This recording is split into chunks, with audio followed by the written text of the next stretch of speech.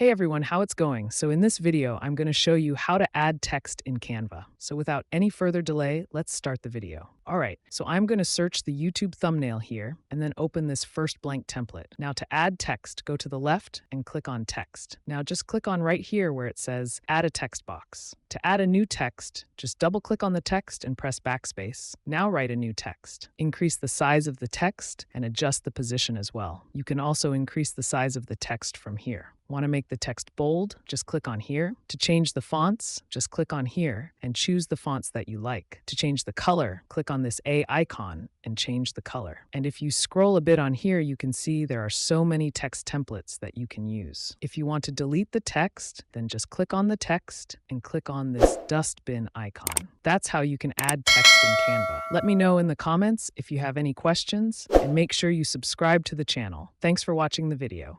I know you told your friend